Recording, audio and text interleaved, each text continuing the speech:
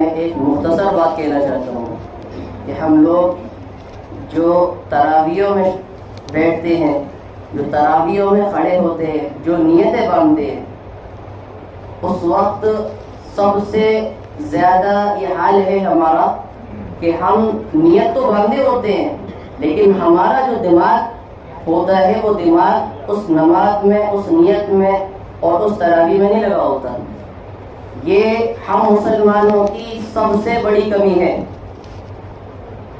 ہم لوگ 20 رکعت تراویح پڑھ کر ایسے سینہ تان کے نکلتے ہیں جیسے بہت بڑی نیکی کر لی۔ کسی کی تراویح ایسی ہوئی ہے کہ جس نے نیت باندھنے کے بعد اللہ کے علاوہ، نماز کے علاوہ کسی اور پر دھیان دیا ہو، جبکہ قرآن کیا کہہ رہا ہے؟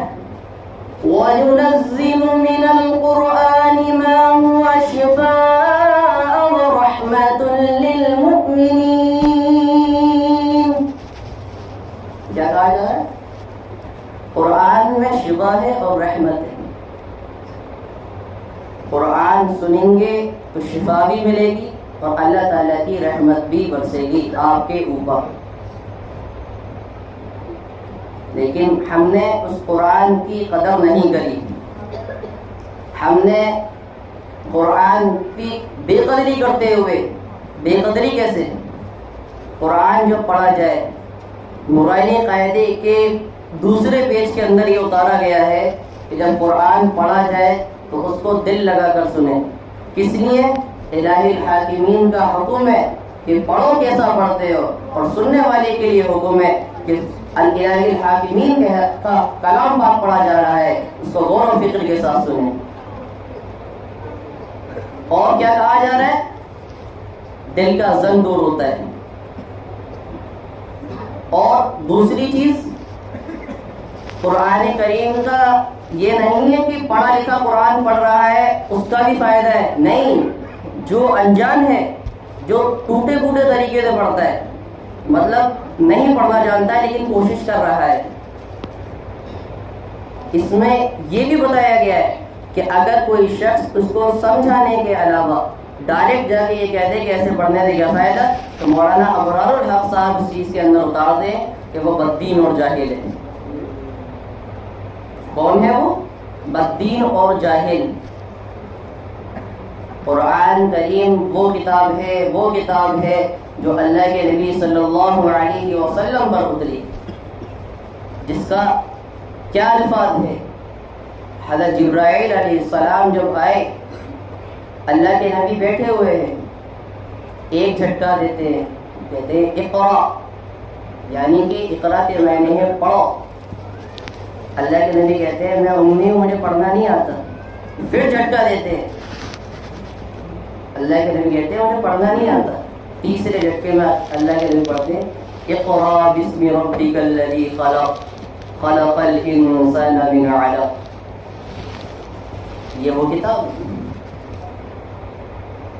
یہ وہ مبارک کتاب ہے، مبارک نبی پر مبارک کتاب اتاری گئی۔ کون سے نبی؟ حضرت محمد مصطفیٰ صلی اللہ علیہ وسلم پر،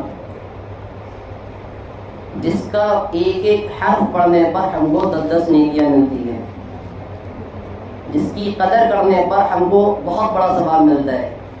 ایک شخص کا واقعہ ہے، بتایا جاتا ہے کہ ایک شخص تھا جو غیر مسلم تھا، لیکن قرآن کی عزت ایسی کرتا تھا کہ جب بھی قرآن چھاپنے کا نمبر آتا تو پاک صاف نہ دھو کر جاتا تھا وہ، اور باقاعدہ وضو بھی کرتا تھا وہ، اور جب پہنچتا تو عرب سے تعلقات تھے، اس کے قرآن چھپ کے جاتے تھے۔ اب جب وہاں سے شیخ آتے ہیں، ان سے کہتا ہے کہ مجھے وہاں کا وہ دیکھنا ہے، مجھے صحابی دیکھنے ہیں۔ پہنچے وہاں پر، ایک دفعہ جب وہ عرب لے گئے، مطلب شکل بدل کے وہاں پہنچ گیا۔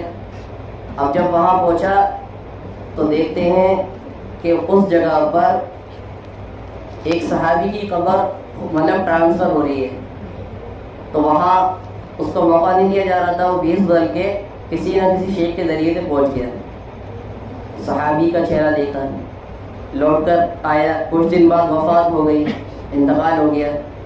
اب دیکھتے ہیں کہ اس کو جلا رہے ہیں، اس کے اندر آگ نہیں لگ رہی، یعنی کہ اس نے دل سے یقین کر لیا تھا کہ اللہ کے سوا کوئی معبود نہیں، اللہ کی یہ کتاب سچی کتاب ہے، اللہ کا رسول سچا رسول ہے، دل سے اقرار، دل سے یقین کر لیا تھا۔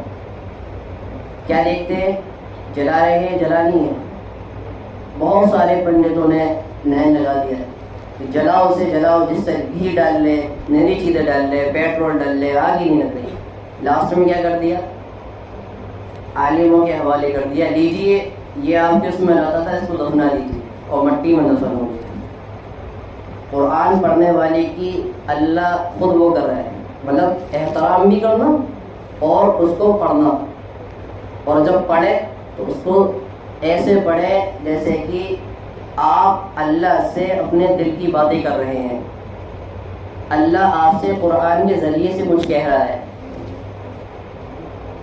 کتنے پیارے الفاظ ہیں قرآن جب کھولتے ہیں، بسم اللہ الرحمن الرحیم، شروع کرتا ہوں اس اللہ کے نام سے جو بڑی مہربان نہایت رحم والی ہے۔ اتنے پیارے الفاظ ہیں، لیکن ہم قرآن کے اندر ایسی اسپیڈ لے کے چلتے ہیں کہ اچھی اچھی دنیا کی گاڑیاں اور ایروپلین اور ٹرینیں لے ہیں، ہم نے حال ہی یہ بنا رکھا ہے، اور پھر ہم کہتے ہیں ہماری تجارت نہیں چلتی، ہمارا کاروبار نہیں چلتا، ہمارا دین میں من ہی نہیں رکھتا۔ بھائی آپ دین کی باتیں تو مانو، آپ دین کی باتوں پر عمل تو کرو۔ عمل کیسے کرو گے؟ جب آپ اس کو سمجھو گے، جب آپ اس کو غور سے سنو گے، لیکن کوئی غور ہی نہیں کرتا، کوئی عمل کرے کہاں سے؟ قرآن پڑھا جا رہا ہو اس پر دھیان نہیں دیا جاتا، لگے رہتے ہیں۔ قرآن پڑھا جا رہا ہے، کوئی پیچھے بیٹھ کے بیڑی پی رہا ہے، قرآن پڑھا جا رہا ہے تراویح کے اندر، کوئی پیچھے جا کے لڑائیاں لڑ رہا ہے، قرآن پڑھا جا رہا ہے کوئی کسی کی ٹانگیں کھینچ کے پھینک رہا ہے۔ مسلمانوں کی حال ہے یہ، شرم آنی چاہیے مسلمانوں کو۔ یہ مسلمان کس بات کا مسلمان ہے؟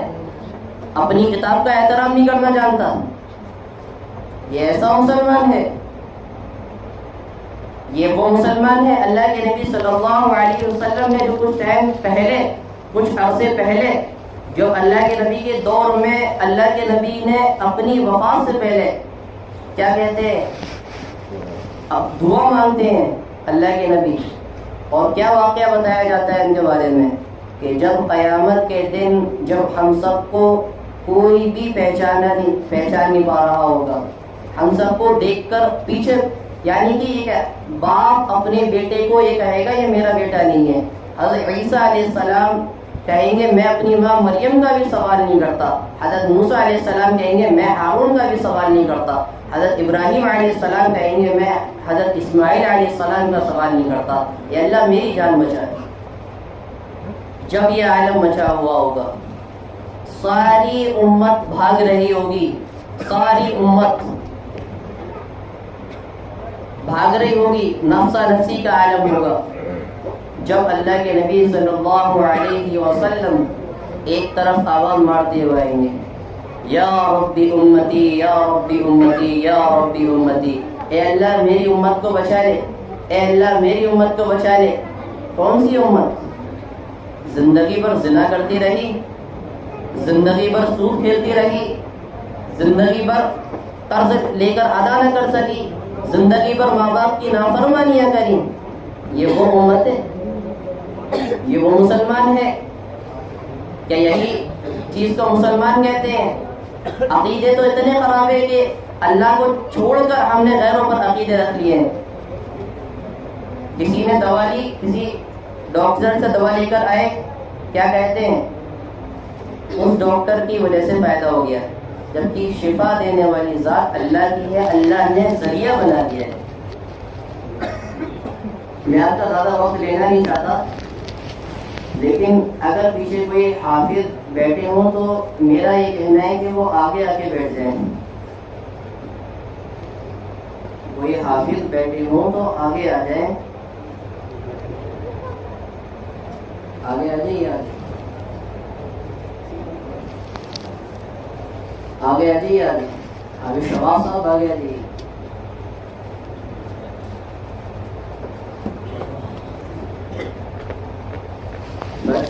بس زیادہ وقت نہیں لینا چاہتا، کچھ اشعار پڑھ کے چھوڑتا ہوں.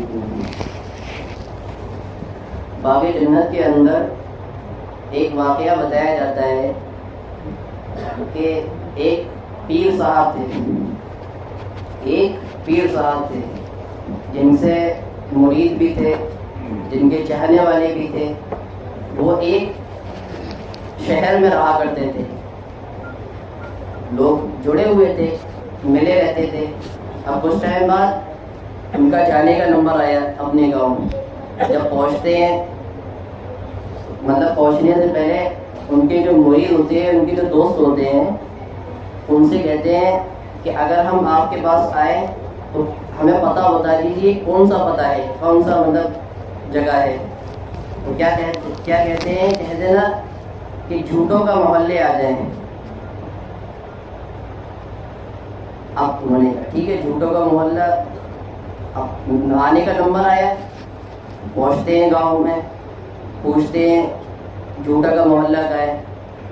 بڑی بڑی بلڈنگ والے، بڑی بڑی کار والے کہتے ہیں یہاں جھوٹوں کا محلہ نہیں ہے، جائیے